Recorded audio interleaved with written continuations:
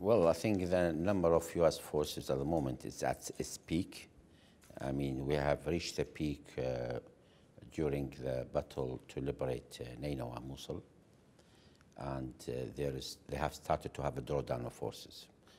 I think the number reached something like 5,200 troops, and their role at present is training, logistical support, and to provide some air cover in certain areas for our forces. We are going to conclude this last task to provide the air cover with the liberation of Heston and Bar and to secure the Iraq-Syrian border. With that job done, then there will not be any need for any air cover in the future. But the three key areas are logistical support, training, and intelligence cooperation is very important to follow up after the defeat of Daesh militarily. You know, this is a very dangerous terrorist organization. We have to make sure they will not succeed in their terror campaign. I'm sure they are resorting now to terrorist attacks everywhere in the world. We should make sure that they are not successful. We need to exchange intelligence information about their activities. We have a fear that some of their terrorist fighters, they have moved to other countries and try to prepare to have a campaign from different locations in the region. And we are very ready, and we are really very steadfast in following them up together with our friends in the region, and that is one of the purpose of my regional tour in the region, because we know they are spreading, they are going to cause a problem somewhere else. It's not in our interest, it's not in the interest of other countries in the region for terrorists to regroup again. We have experienced we have seen them here in Iraq. We have seen their atrocities.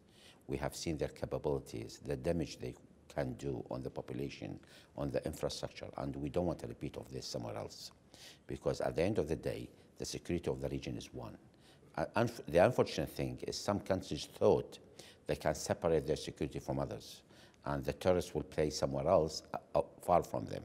Now, what happened has proved this is a very vicious and very sophisticated and dangerous organization who has not only threatened the security of the region or Iraq, they are threatening the whole security of the world. So this is, I think, a task we should work together with our friends in the US and others to complete, to finish off this terror. We can do it. Well, I think we've said it at the beginning. We said it publicly since this call for referendum in the KRG areas, the Kurdistan area. And we told them, look, we are partners in one country, we are citizens of one country. You cannot just draw a line and you say, I'm going to protect it by blood. This is not right. There is a lot of enmity in the country. Daesh and the terrorists has created a lot of gap between communities in the countries. And we have to heal these things. We have to mend the relationship between communities. The timing is wrong. It is fundamentally wrong to decide unilaterally from one side that we want to separate, and they were going to impose their border by force. See, I'm not a fan of these borders, to be honest with you. Nobody's a fan of these borders, which has been drawn, I don't know, by Sykes-Picot sometime like 100 years ago, which was imposed on the whole region.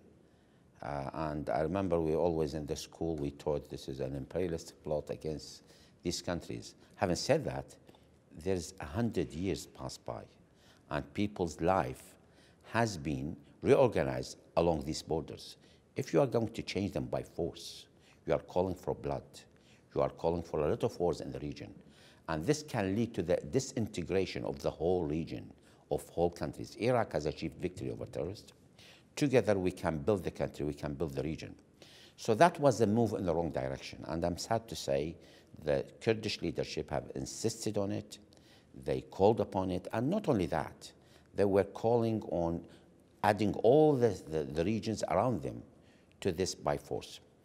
Our demand was from the beginning is let us work together in these areas, allow the Iraqi federal forces to go to these areas. We were calling on the Peshmerga to cooperate with us, not to fight us, and to work with us on this. under a federal command. The unfortunate thing that Kurdish leadership were calling on the Peshmerga to fight Iraqi army, which they called enemy, and they've attached all atrocities of the past, which is committed by the Saddam regime. And you know the atrocities of Saddam Hussein was not only against the Kurds, against all Iraqis. The sacrifices of Iraqi people under that regime was huge. And that regime as well subjected certain countries as well in the region to his atrocities as well. So they have called for something else. We have called for the Peshmerga to cooperate. And apparently, to our happiness, the Peshmerga, soldiers of the Peshmerga have followed our call rather than the call of the Kurdish leadership. They didn't fight our army. They just cooperated with our army. So I think we have went into most of these areas without a fight, without any confrontation. There are still elements within the Peshmerga who are following orders. Peshmerga as a national entity, we're very much working with it, cooperating with it. But the way it is at the moment, there are armed groups which follow political parties. There are intelligence services in the KRG, in the Kurdish area, which is following political parties. They've been pushed to confront us. And what happened in one area, which is outside this, what happened in Kirkuk, is quite far. I call it a flashpoint area, which is Tushurmato. There's always problems there. It happened about a year ago, a year and a half ago, and again a few months ago, because the Kurdish leadership, they were intent on imposing whatever they think on the people. They have polarized this region. So when our move in Kirkuk started, apparently the Peshmerga collapsed in that area, and people took the law and order into their own hand. So I've sent security forces there. We send our army to impose law and order. We are successful, but there's the unfortunate enmity between the two, which has caused casualties on both sides, by the way. It's not only on the Kurds. In actual fact, there are more casualties on the Turkomans who are living in Tushurmato than on the Kurds, because the forces which has withdrawn has bombarded the area, and that's why there was a retaliation and things like that. At the moment, we are very eager not to enter into confrontation. Our demand is clear. Disputed areas under the Iraqi constitution must be under the control of the federal state. It's very clear. Unfortunately, the people or the leaders in Erbil and other areas, they've decided to move, as Iraq was busy with fighting Al-Qaeda and other terrorist groups, that when the US Army was in Iraq, the Peshmerga and other elements, they expanded their control. And they made use as well when Daesh rolled into Iraq in the summer of 2014 to go even further, to control oil fields, other areas, to control Iraqi army barracks. All we have asked them at the beginning, let us take back these barracks because our forces are there now. They want to secure the area. And let us, the North Oil Company, which is a state-owned company, to take back control of the oil fields to protect them and to make the protection even better. They were refusing all of that. Now we have extended our authority. We're extending the authority to other lines. And I have to say, we've said it very clear. Iraqi oil is the property of the Iraqi people. The export of that oil must be done by the state to the benefit of the people. There is a strategical pipeline, oil pipeline, which runs from Kirkuk to Al-Fatha, which is in Beiji, near Beiji, runs to Nainawa, runs to the to the Iraq-Turkish border to Turkey. That was always under the control of the federal state. The Kurdish forces have controlled that pipeline in the north. They don't have the right to do that because this is our exit to Turkey. Iraq must have a border with Turkey. They should not cut Iraq from the Turkey. According to our constitution, the borders should be run by the federal state. This is the exclusive authority of the Iraqi government, federal government, to do this, and we intend to complete this task. We will stop. I think most of the Kirkuk now is being taken back to federal control. I'm sad to see that some Kurdish elements are pushing to kill our soldiers, and they publicizing it. Officially on our side, we don't feel happy if a Kurd or any citizen is being killed. We didn't claim victory over Kurds or over other citizens. And we are not showing. Yes, in the social media, I think there is enmity. Somebody is working on both sides to inflame the situation. But I'm very saddened that the official media, in Erbil in particular, are trying to show it is a victory on Iraqis. When they kill Iraqi soldiers and they attack Iraqi soldiers, they consider that as victory. They are using some arms which is supplied to them. We have never, my orders and commands are very clear to our security forces, not to confront the fighters of the Peshmerga, never. If you face them, give them a warning. If you can evade them, do that. Never aim your weapons against them, never into a fighting. And we succeeded in that. But I think what happened in Erbil, they've lost. They're trying to impose a confrontation on us. They're trying to kill as much of the Iraqi soldiers to force us to do the same with them. The Kurds are our citizens. My priority is to protect them, to protect the rest of Iraqis. But I'm sending a very powerful message. If you continue to kill Iraqi soldiers, you will be held responsible. These are people who are defending the countries, who are fighting for the sake of the country. They are not fighting Kurds. This is not the army of Saddam Hussein who terrorized Iraqi people. This is a new army who are fighting to protect the people, all people, including Kurds. They should not fight this army. We will not allow them. We are not going to kill Kurds or any other population, and this should stop. Our aim is very clear, to restore Iraqi federal authority according to the constitution on these areas. Well, I don't want to comment on the legality of Mr. Barzani. This is, you know, I mean, the parliament has been almost been not holding meetings for about 2 years, just less than 2 years. And the only time they called the parliament to convene is to call them to support the referendum, which is wrong. And I understand they are now trying to bring the parliament back. You can see they have kicked the Speaker of the Parliament. They have kicked members of the Ministerial Council who belongs to other parties. I've told Mr. Barzani at the time, when we still, I hope, we should continue a good relationship with the Kurdish Authority in general. But I've told him at the time, look, this is not the way to run a state. This is not the way to run a region. I mean, I have political opposition. Everybody have in the democratic world political opposition. You should work with them, even if you don't like them. This is the way forward. My fear was this. Iraq is one country. If you revert to dictatorship in one part, people might copy that in another part of the country. It's very dangerous for us. We have suffered a lot under dictatorship. We should never allow dictatorship to come back. And I think we should work together in KRG to restore democratic institutions. This is a must.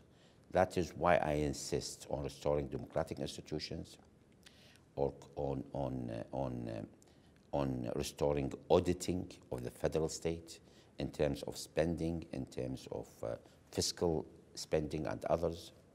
And this is a must. Even my office being audited by these auditors. I think we should, this doesn't minimize my position. In actual fact, it makes it, in every democratic country, there must be such auditing and such observation by federal institutions, and I insist on this. That is a safeguard for democracy.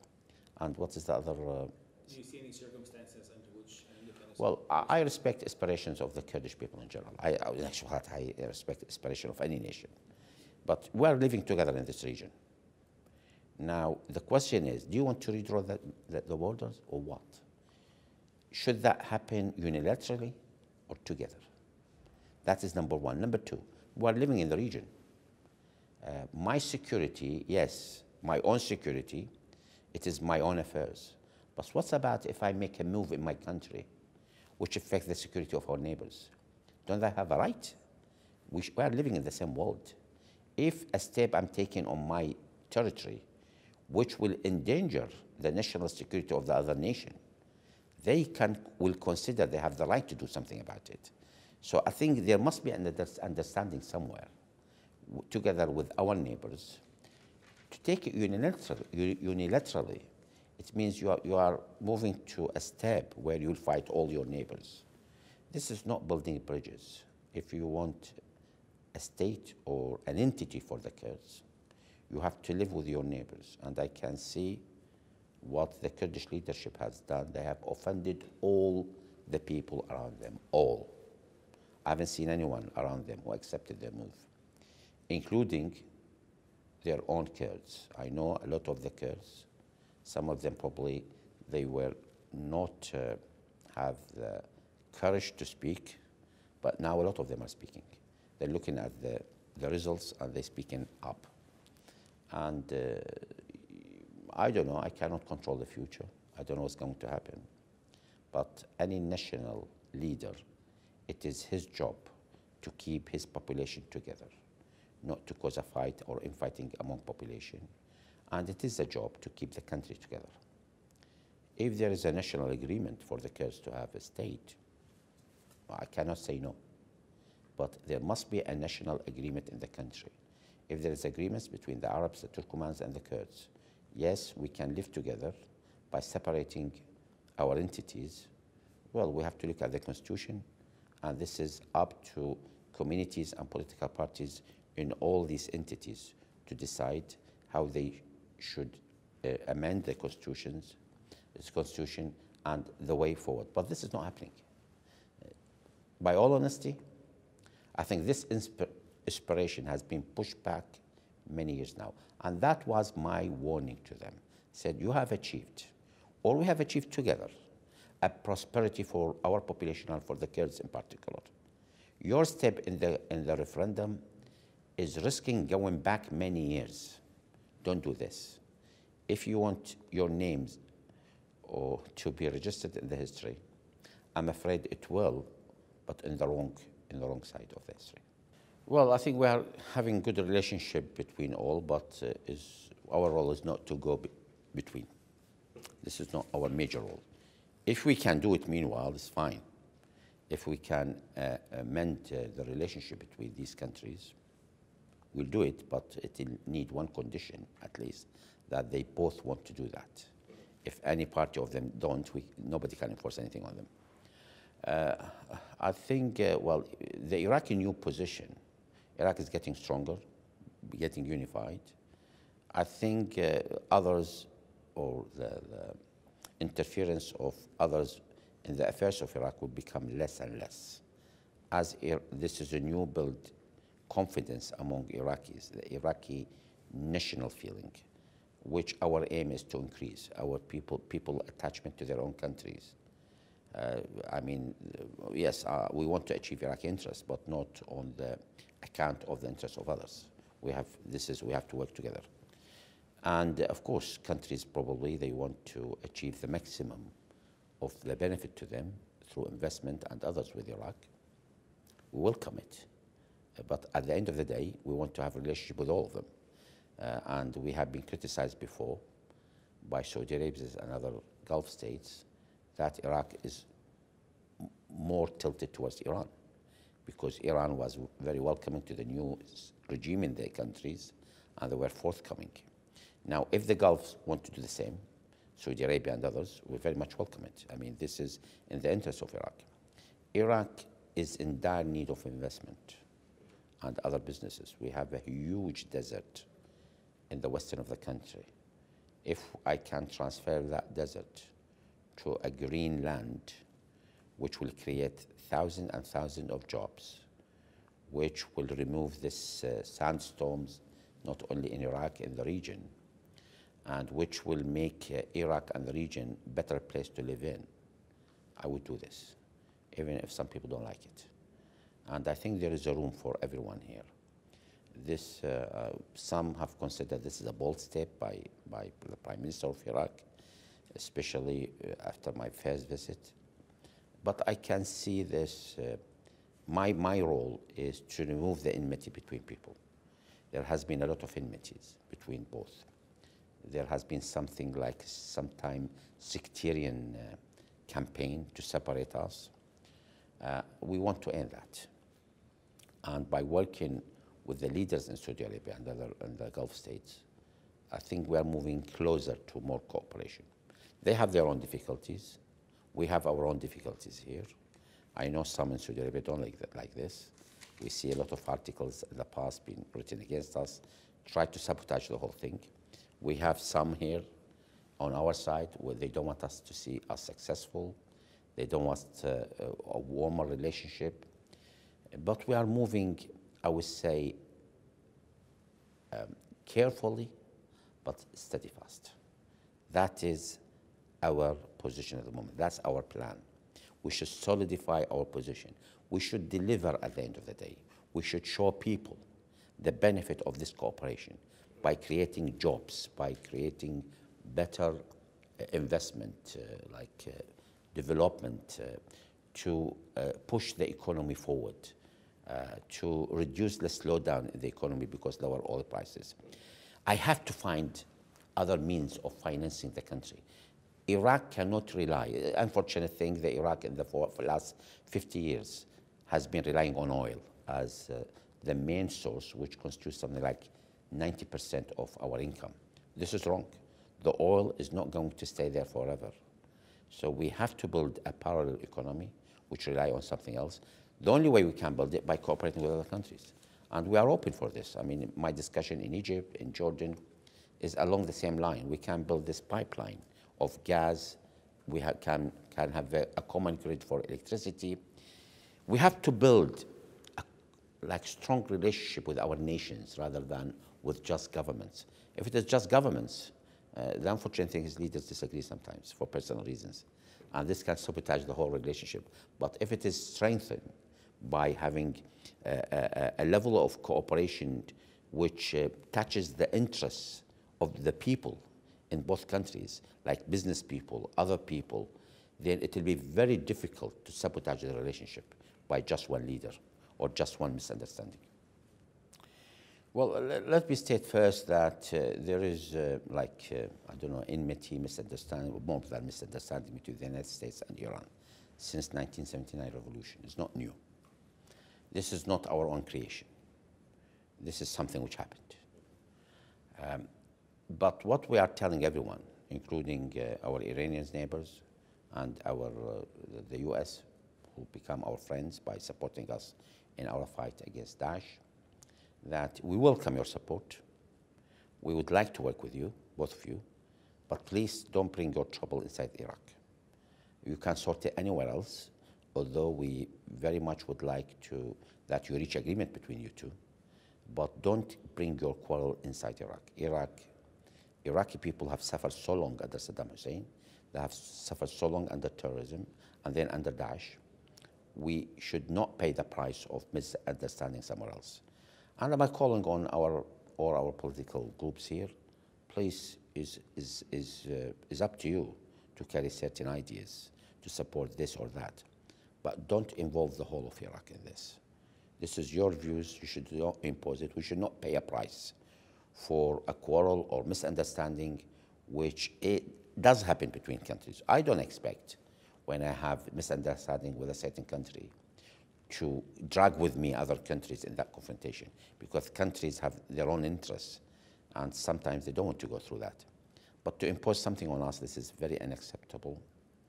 And the point is, I have to say very clearly, the international coalition, which is led by the US, they are here in Iraq by the invitation of the Iraqi government. And that invitation by the Iraqi government, specifically to the US side, was sent by the Iraqi government on 24th of June 2014. That is the government before me. Because there was an onslaught by Daesh on the country. There was a danger. They are attacking Baghdad and the thing. So there was a request by the Iraqi government on the American side to support them. And that's when the US started to send planes and others here to try to check the movement of Daesh. And therefore, after I took office, we have developed that into an international coalition with other countries. So others came in, like Australia, France, Italy, Britain, Germany, and many other countries. I think there are something like 12 active members who are really taking part, and 21 other members, and about 61 coalition partners as a total. These are here by Iraqi government invitation. Any attack on them is attack on Iraq, the sovereignty of Iraq, the sovereignty of the state. It's the same like any attack on an embassy in a country. Even if you don't like the country of that embassy, is an attack on the state, we consider the same. This is an attack on Iraq, on Iraqi people, on the Iraqi government. Don't tolerate it. If politicians in parliament want to reach an agreement to say, yes, we don't like this country, we don't want the troop from that country, well, they can go to parliament and do that. But to do it unilaterally by a threat, this is unacceptable, and we're telling everyone this is unacceptable. Regarding the Public Mobilization Force, which is the PMF, this is now an Iraqi institution. After the legislation in parliament, it comes under the command of the commander-in-chief, who is the prime minister. And we intend to enforce this. We have started the process of enforcing it. If you compare the behavior of the PMF before the law and after the law, if you look at the Battle of Nainawa, I don't think I have received ever a complaint about the PMF. I've received some complaints about some elements who are temporary PMF, which we call them. They are local. They were helping Iraq security forces, the locals. Some, they've been not trained properly. They've probably not been screened properly. And there was some excesses in their behavior, mainly vendetta, because when you, well, I've opened many investigations in this, and you find a guy who lost the whole of his families, many members of his brothers or things, by some elements who are still there. So they took the law into their own hands, and we tried to enforce law and order again. So the PMF is moving very fast to be under the control of the Iraqi institution, the commander-in-chief. We have two problems which we have to sort out. A, when Daesh moved into Iraq, many people, they moved to protect the country, to defend the country. And there was many politicians as well done the same. Many Iraqi government officials done the same. So there was like a mix. It was like a national task to defend the country. And the line between military and political has minimized. It becomes like the dream or the aim of the whole country to defend the territory. And that's where now we have to separate the two. If the PMF is a military and security apparatus under the Iraqi commander-in-chief, then we should separate it from politics. Otherwise, if you allow political groups to continue with the PMF, there is a danger they will be infighting in the election or in the control or winning the people over. I think this is a very sad date for democracy, which will cause us to go back to dictatorship. This is important for us. It's vitally important, and I issued taken few steps to separate politicians from the PMF. The PMF must become a professional force under the command of the Iraqi government. It should be only loyal to Iraq, not to anyone else. Not only Iraq, only to Iraqi official institutions, who's the commander-in-chief in the country, rather than political parties or any other force outside or inside Iraq. Number two, there are elements who have some probably heading, whether they are political parties, maybe militias before. They consider themselves as fighters who fought the US Army the way they were in Iraq. And some of them are inside the PMF, some of them are outside the PMF. I have to be, again, very clear on this. The side which is inside the PMF has to abide by the rules of the PMF. Their loyalty must be for the country, not any political parties or any affiliation. The part which is outside, they should not carry arms. This becomes unlawful under the Iraqi constitution. We are moving very quick on this, and we're telling everyone we are moving. I don't want confrontation. We have enough of the wars. We are doing it politically. We are exerting enough pressure on them by producing a unity among Iraqi political parties and others in parliament and among the country. We don't want confrontation. We want understanding. We agreed to run this country peacefully according to democratic rules. If this is the case, and we agree on this, nobody should carry arms outside the Iraqi security forces, which is allowed by the Constitution, allowed by the authority. So under these two conditions, we are moving now. There is a positive change, which I very much support. The last thing I want is to have a confrontation with political parties on this. We don't want that. This will not be for the benefit of the country. I want to create unity on this. There must be unity, even among these groups. They must accept this. This is a demand by the country. They should respect it, and I welcome them to be part of it as well. Well, it's, I mean, you know, elections were held in 2005, 2006, under much more severe conditions than this. I mean, many parts of the country were controlled by terrorists at the time, although the US Army was here. But still, I mean, elections were held. So we want to hold election on time, according to the Constitution timing. And even in 2014, elections were held while many parts of the country was not under the control of the Iraqi government. Fallujah was lost, Ramadi was lost, a huge part of Al-Anbar were lost, part of Mosul were not under control, the disputed area was not under the control of the Iraqi government, federal government, and then, but elections been held in 2014. So I think now we are in a much better place than before.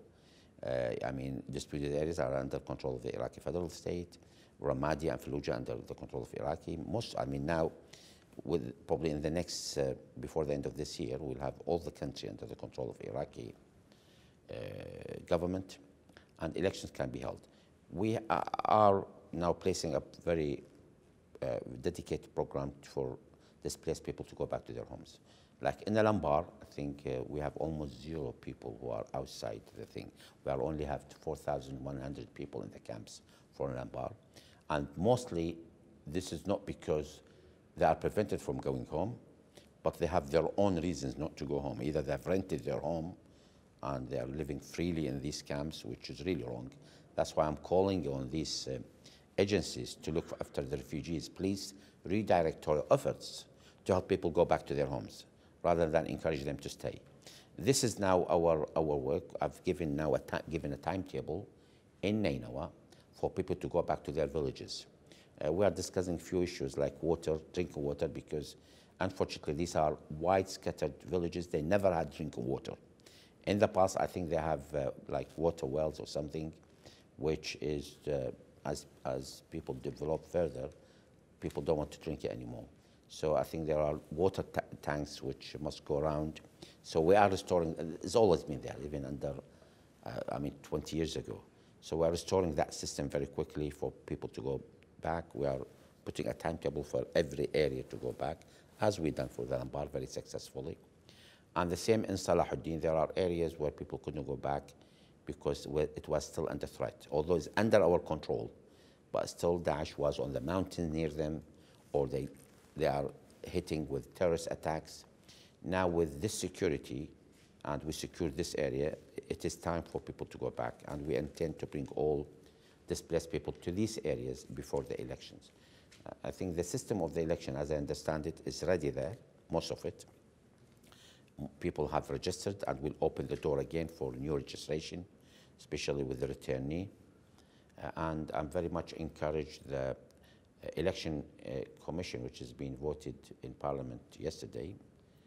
I hope they will be truly independent, truly independent. I'm going to encourage them, regardless of how they've been elected, how they've been chosen. They must act like individuals and like a group, independent group, to protect the elections from being derailed and to have a democratic thing. We have introduced, I think, despite our financial problems, I have dedicated the spending for the election commission till now to have an electronic system which will remove most of the dispute which happened in the past. We want a very clear election, results must be very quick through electronic means, and to reduce any corruption or any fiddle with the votes. This is a big question. Is a big question. Arab Spring is supposed to be a democratic movement. Ended up to have a spring for Israel and the chaos in the Arab region. Well, I think what we are doing here, somebody is at work to try to send the wrong message to the region that democracy is bad for them, to protect their own rules. I think this is very bad, very bad. I think we have to work together to give more say for the people. I know democracy is under threat, not only in Iraq, everywhere else. There's a problem. There's a problem with popularism. I'm not against popularism, but it's being used to increase or to introduce mistrust between people and politicians. There is something wrong, which we have to address. And elections must get people nearer to the state, or people to see the state as representing them. But I see everywhere it's causing a lot of hatred. A lot of hatred. I think this is, I mean, this may sound philosophical, but I'm very alarmed by this, especially after witnessing what terrorism can do, what differences can do. I can see polarization everywhere. I can see it in the American people. I can see it in Europe. There is a huge polarization, dangerous. That it carries the seeds of democracy not being representing the people. And it needs a solution. This is here in the area. You see, the point in the area, in the region, something like monarchy, I mean, I don't have a problem with monarchy, but it can be constitutional monarchy. I mean, UK has a monarchy, but it's not a dictatorship. There are other countries who have monarchy, they're not dictatorship. So I think you can mix the two. You don't have to change drastically your system, but at least you can give more share to the people. This is a must. If democracy means only election, this is not a solution. The essence, you have to have democratic political parties. How you can implement democracy when your parties are run by dictators? Can you? You cannot. So the whole thing must be transformed. All our institutions must be transformed. It must be open to the people. You have to share other people with your decision making and others. That's what we are trying to achieve here. And I hope others in the region will see a lot of hope and positive tendencies in our democracy. We have decided that we'll accept we are different.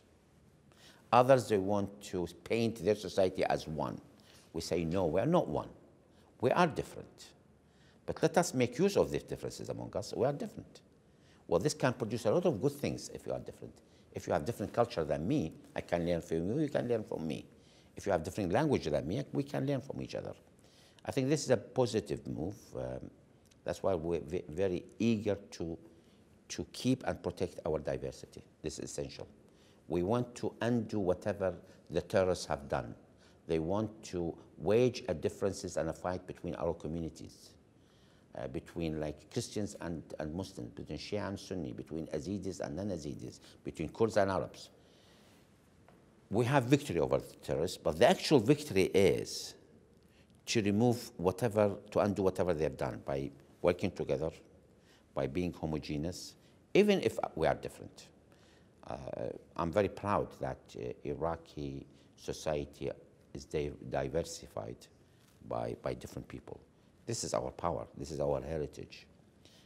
This is what we are. We should protect it and keep it. And I hope others in the region will see this. It is not a shame for your country if you are different. It's a shame if you try to oppress the other side who are in a minority to behave like the majority. That's not right. Well, yes, we're encouraging this very much. We're calling, I mean, this is the Saudi and Iraqi, this body which we have created, is to do exactly this. The United Arab Emirates is very eager, Kuwait is very eager to get into this. Of course, the US, I've seen a lot of interest when I visited the US from US companies to be in Iraq, to invest in Iraq. And the same when I visit France is the same thing, and Germany as well. So this is very encouraging. We have some red tape and bureaucracy, I agree. You see, I think Ottoman Empire was very bureaucratic. And we had then the British, they came, and they were well known by their bureaucracy as well. And then the Ba'ath regime. So I think we have lived for probably a century now under a lot of bureaucracy, which we're trying to remove it. I think we're having some steering programs to remove this bureaucracy in certain areas. That's why I established now this higher committee for investment, which is headed by the Prime Minister, to encourage investment, to remove all these obstacles. This is a must. Otherwise, our economy is unsustainable. We have to encourage this. We have to build this like mesh of interests with other nations. That I encourage the US, our region, Europeans, to even Japanese and Chinese as well, to invest into the country. And I see a lot of interest. This is the way forward. I think what we have moved in the agriculture, which I mentioned very well now, we are almost reaching like probably in wheat. We are very nearing to having like self-produced in the country. We're encouraging the farmers. This creates jobs. We are not encouraging farmers to move into the cities. We have to give them incentives to stay in their farms, to increase their activities, and this is the goal. We're working on it. I think I have this, I mean, I've spoke about this, our initiative for the whole region, including the Arab region and our neighbors who are Turkey and Iran. This is built around having economical development rather than like conflict, to work together. I mean, I have to say, the Syrian war was completely unnecessary. The unfortunate thing, every country, they looked at their sole interest with no regard to the interests of others. This has created over 10 million displaced Syrian people. It has created about 3 million, although it's less now because a lot of our displaced people have went back in Iraq. That was, I mean, I don't think leaders can sleep at night in the region while they have created this mess. We have to work together to resolve this mess, and I intend to do this. I intend to work with all the region, with everyone. I don't want to create another problem in Libya. If what we have done, if the terrorists have escaped from here and created another haven for them in Libya, or in Egypt, or anywhere else, we have to work together to prevent this. Some countries will say, oh, it's got nothing to do with me, but it has. We have, here in Iraq, you have seen Daesh rolled across the border from Syria to Iraq, and look what they've done. They can do the same thing in other countries. We want to prevent this by our cooperation. We have bilateral relationship with Turkey. I want to encourage trade, economical relationship, security as well, because we have borders. I know they're very unhappy about what's happening in Syria. I'm not happy as well, but probably for different reasons. That's why we have to cooperate in this regard. I know they felt very angry by the referendum which have taken place in our Kurdistan, because they consider it as a national security threat to them, because they have a sizable Kurdish population as well. I don't intend to cooperate with any country against my own people, but I intend to cooperate to produce a security status for all of us. I think they have their grievances regarding other terrorist groups which they consider like the PKK and others. Our intention is not to allow the PKK to wage attacks on Turkey from Iraq. This is our publicized position. This is my constitutional duty not to allow any group to wage attack on neighboring countries, and I'm abiding by this. We are not waging a war against others on account of others, by proxy. We should not encourage this. And that is, I mean, the message to Turkey is we are open to all trade. We have to build a new relationship. This relationship has been dented in the past. In actual fact, what happened in the KRG, in the Kurdish area, is sometimes again, the making with our own neighbors. They have encouraged this trend. They wanted to move our Iraqi Kurds away from Baghdad. It has backfired. I think if we want to build a good relationship, we should deal with our people properly and with our political systems on the right track. That is my message to them. I know they're very eager for us to meet. I hope to build a new relationship with Turkey, built on today rather than yesterday.